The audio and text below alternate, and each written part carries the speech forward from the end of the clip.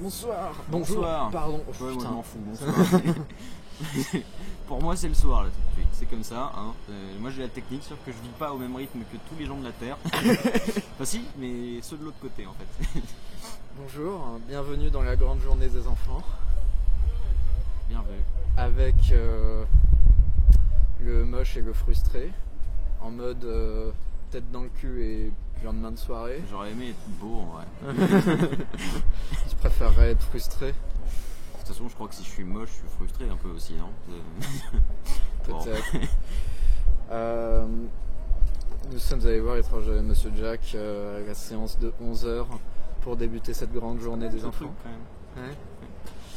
Étrange Monsieur Jack qui raconte l'histoire de Jack Skellington, le roi des épouvantails qui fait sa crise de la quarantaine et qui décide de faire Noël. C'est marrant qu'ils aient tout, ils ont tout traduit sauf Jack Skellington en fait. Et Christmas Town. Oui c'est vrai. C'est bizarre. Je me demande si c'était pas la version canadienne du coup. C'était bizarre. On l'a vu en VF. Ouais. Ce qui est un problème, puisque j'avais un meilleur souvenir de la VF de quand j'étais gamin. Moi je l'avais jamais vu en VF. Et toi tu es en plein milieu du film. Je m'en suis rendu compte après. Oui. C'est dire à quel point on est. Mais c'est comme s'il a commencé à chanter, j'ai pas compris. Qu'est-ce qui se passe? Comme dans Allier quand Marion Cotillard. Moi, à l'époque, j'étais pas là. Hein, voilà, j'étais ailleurs. Mais aujourd'hui aussi, tu es ailleurs. Moi aussi, je suis ailleurs. C'est vrai que même hier, j'étais ailleurs en fait. Hein. Pour moi, c'est un film cher et tendre à mon cœur. C'est plus que La Belle et la Bête ou Le Roi Lion ou tous ces films de notre génération. Je peux être objectif avec ce film et c'est ce qu'on va faire. Mais je peux pas dire que c'est de la merde. J'aime trop ce film dans ses qualités et dans ses défauts. Je l'aime intégralement. Mais c'est vrai que je pense franchement que une majorité peut-être, ou au moins la moitié des gens de notre âge ont peut-être beaucoup plus préféré le Noël de Monsieur Jack que n'importe quel autre film. Je sais pas, j'en entends pas souvent parler, il sort pas souvent en soirée à 2h du mat. Ouais. C'est souvent Le Roi Lion, mais... C'est parce qu'on a des potes un peu cons aussi. Ouais, ils sont pas dark si et vous nous regardez les gars, je vous emmerde. Bisous. Mais t'inquiète, je crois qu'ils savent que je vous emmerde de toute façon. Ça fait bien longtemps qu'ils ont arrêté de regarder. Ils nous aiment pas assez pour ça. Je m'en fous, je les emmerde quand même. La morale de ce film est très très très particulière. Ça nous est paru plus apparent à cette séance. Là où on s'en fout un peu d'habitude quand on est gamin, mais là c'est quand même l'histoire d'un gars qui veut sortir de sa zone de confort et qui se reçoit une grande baffe dans la gueule et qui lui dit non, tu restes à ta place. Ce qui est pas banal pour un film pour enfants. Bah, c'est assez intéressant parce qu'effectivement on peut le prendre de... Oh putain, j'ai l'impression de dessouler là, c'est bon. Ça va un peu mieux. Non mais ça tourne encore, hein, t'inquiète. Je marche toujours pas droit. Peut-être que pour Vaiana, quand on prendra enfin notre bière, ça va repartir. Putain, la bière. On s'est permis le petit café aujourd'hui.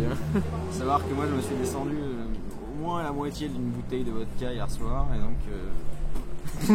Qu'est-ce que... Quoi? Tu parlais de la morale? Alors la morale... alors la morale, moi j'ai l'impression, c'est-à-dire qu'au bout de la 3e prise, tu vois, je cogite un petit peu. Waouh. Ça t'arrive jamais ça d'habitude. Ouais. Et j'ai l'impression qu'on peut la prendre vraiment sur deux tons différents en fait. Et c'est vrai qu'il y a le premier ton qui va être celui un peu qui dit bon ben voilà, le mec a voulu sortir de la case qu'on lui a donnée dans sa vie, tu vois. Et en gros il y a la main de la réalité voilà, qui lui a foutu une grosse tarte dans sa gueule et qui l'a remis dans sa case et qui lui a dit tu dois être là, ce qui fait que voilà, un fonctionnaire à la con dans la SNCF, s'il veut un jour devenir artiste, il doit rester dans sa case. Thomas Demeul. Voilà. Je t'emmerde aussi. C'est à cause de toi que je suis comme ça. Des bisous aussi. Mais d'un autre côté, on peut le percevoir comme effectivement il a sorti de sa zone de confort, mais c'est parce qu'il cherchait une réponse. Et effectivement, la vie te donnera pas toujours une réponse positive à des trucs en fait. Mais malgré tout, ça te permet de trouver un autre chemin. Tu vois ce que je veux dire? Je l'aurais formulé autrement, moi, plus simplement. Genre, l'herbe n'est pas forcément plus verte ailleurs et le bonheur est peut-être à portée de bras. Ouais. ça je comprends pas. Non mais oui, enfin c'est... Le bonheur est symbolisé par Sally en fait. Mais alors voilà, justement c'est là où on peut toucher un peu le problème du film, on va dire. C'est que Sally est un peu, pour moi, absente dans le film. C'est-à-dire qu'elle est présente que pour foutre des somnifères dans la bouffe de son maître en fait. Et très peu pour autre chose. Elle va avertir Jack de lui dire que c'est pas ça qu'il veut en réalité. Ce qu'il veut c'est. Mais comme la scène n'a pas vraiment de conclusion, ça rend la démarche complètement anecdotique en fait. C'est ça. Et ce qui fait que comment dire, on se retrouve dans une situation où on se souvient de Sally. Genre pour les gens qui se souviennent de ce film, on se souvient de Sally, on se souvient de l'univers, on se souvient de Jack. Mais on se souvient très peu de l'histoire en fait. Et de leur relation, qui est quasi inexistante, et ça arrive comme un cheveu sur la soupe à toute fin quand il lui dit si tu me le permets, j'aimerais te prendre par derrière. Non, il a dit la main, c'est toi ça. On s'est regardé, il le dit tellement lentement, on est par derrière. D'autres gens se sont regardés dans la salle. On est atroces, pauvres petits enfants. Là, pendant que les enfants criaient, on se marrait. Mais c'est vrai que voilà, ça fait. Comment dire, je pense que c'est peut-être que l'idée, on va dire, de base du réel du truc, en fait, c'était de donner ce second message, en fait, un message plus positif, on va dire. Mais c'est vrai qu'on s'est un peu perdu. Voilà, en fait. l'absence de. Ouais, déjà, nous, on s'est perdu, mais ça, c'est un autre problème, tu vois. Mais même en dehors de ça, l'absence de Sally, et même de tout le truc qui revient finalement vers Halloween, fait qu'effectivement on peut le percevoir d'une manière un peu négative en fait. Ouais, carrément. Mais par ailleurs, c'est quand même assez admirable et de voir un dessin animé pour les enfants comme ça, qui prend pas les enfants par des pincettes. Hein. C'est vrai. Parce qu'en termes de visuel, on a quelque chose d'assez agressif, d'assez violent, assez fort. Et aujourd'hui, on n'a plus ça. Enfin là, typiquement, dans cette grande journée des enfants, on va voir Ballerina. Je pense pas que... Voilà. Et puis on va voir Vaiana et ça m'étonnerait. Dans Vaiana, à la limite... il peut se passer des choses en Vaiana, mais dans Ballerina, ça m'étonnerait quand même vachement.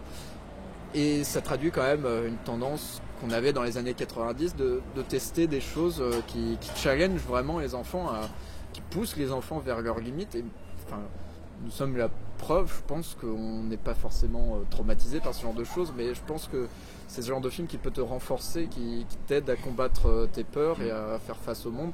Enfin, moi, c'est comme ça que je l'interprète. Moi, si j'avais un gosse, j'hésiterais pas à lui montrer ça autour de ses 6 ans. Mais c'est vrai qu'après, tu vois, genre, il y a un truc qui est assez intéressant quand même. Et ce qui fait un peu ce film, c'est ce délire de... On est quand même dans le domaine de l'horreur, mais ça reste marrant malgré tout. C'est-à-dire que les enfants ça va les terrifier dans un sens, peut-être excessif comme mot, mais d'un autre côté, ça va les faire marrer aussi en même temps. Et c'est vrai que il y a suffisamment de choses féeriques et avec suffisamment de charme de ça et là, que du coup ça permet d'atténuer un petit peu cette dramaturgie oppressante qu'il y a dans les décors. On reste quand même dans le domaine du merveilleux, quoi. Ce qui fait que c'est une balance très délicate et qu'on a rarement retrouvé par la suite dans les dessins animés pour enfants. Parce que la subtilité, bizarrement, dans les dessins animés pour enfants... C'est bon, c'est fini. L'âge de glace 5, quoi. C'est dommage. Même le monde de Doré, cette année, j'ai pas souvenir d'un film pour enfants qui tente autant de choses, même des films qu'on a aimés comme Angry Birds. Ça reste fandard, il n'y a plus vraiment de couilles en fait. Là où l'étranger de Monsieur Jack avait des couilles. Angry Birds, il est aussi un peu foireux en fait. Oui, carrément, mais oui, on en avait parlé. L'immigration, c'est pourri. Bizarrement, à chaque fois que tu me reconnais dans des personnages, c'est toujours des personnages avec. On va boucler. Qu'est-ce que t'en penses c'est à cette troisième prise, on va dire que je pense que effectivement le message, on peut le prendre de traviole, on va dire, mais c'est pas ça qui dérange. Ça ne dérangera pas dans le film. Pour moi, c'est justement ça la qualité du film, c'est que tu peux le voir de façon différente. Je sais pas si c'est accidentel, c'est juste ça le problème. Mais comme je te disais au début, tous ces accidents, toutes ces erreurs, toutes ces qualités, tout pour moi participe au charme du machin. Même la rigidité de l'animation, il y a tout un charme qui se dégage de ça. Là où tout plein de problèmes d'animation qu'aujourd'hui tu considérerais comme des erreurs, qui rendent la chose étrangement réels en fait, et qui leur donne un poids paradoxal. Alors, ça marche avec Jack, parce que Jack, on sent qu'il est fait pour la stop-mo, ce personnage, que sa manière de se mouvoir est définie par ce. J'ai l'impression que c'est limite les mecs ont même pas fait de prépa. Ouais, de prépa. Les mecs ils ont pas fait de prépa sur ce truc-là. Limite ils ont direct, tu as testé avec la marionnette, on dirait, parce que on dirait que le gars est fait pour ça, quoi. Ouais. Mais c'est vrai qu'à côté t'as des personnages comme Sally par exemple qui titubent un peu plus. C'est ça, qui se retrouvent un peu, qui ont pas une démarche forcément ouf, ou alors si elle est un peu définie, c'est tout simplement parce que elle est un peu bancale, quoi. Alors c'est peut-être voulu, mais je pense ça que c'est voulu. Je pense que ça marche à peu près. La plupart des autres personnages ça marche moins bien parce qu'il n'y a pas la fluidité. Le maire qui monte sur l'échelle, mon gars, putain, ça c'était la misère. Hein. Et les petits pops du docteur Frankenstein quand il se tourne sur sa chaise roulante. Je suis là maintenant. Non, t'as l'impression que l'échelle elle a pas été faite pour le maire, quoi. Je veux dire, les gars, vous avez fait monter un seul personnage à une échelle, c'était le maire, vous auriez pu prévoir un truc quand même. Mais voilà, encore une fois, ça ajoute au charme, ça rend les choses. Il faut se rappeler que humaines, la stop-mo comme ça, brute, hein. C'est une misère, c'est une horreur. Et puis c'était un des tout premiers longs métrages entièrement réalisés en stop motion, là où avant on faisait King Kong, Jason et les Argonautes. Parce que c'est vrai que c'était une prouesse technique pour l'époque, là où aujourd'hui on fait Kubo et les deux strings. Et où là c'est évidemment plus du tout la même chose, c'est parfait techniquement. Et c'est cette maladresse que je trouve charmante dans L'étrange de Monsieur Jack et qui reste intemporelle finalement. Ça rappelle le premier film le premier court-métrage à la con qu'on a fait à notre école, quoi. Là où on a bien douillé sa mère avec cette stop-mo à la con. Ouais, pour le coup on cède. C'est compliqué, très compliqué. Pour ceux qui ont déjà fait de la stop-mo, ils savent aussi. Ouais. Et c'est une misère, hein. C'était quoi? C'était 1 minute 30 à tout péter, nous, ce qu'on devait faire. Fallait tirer une balle.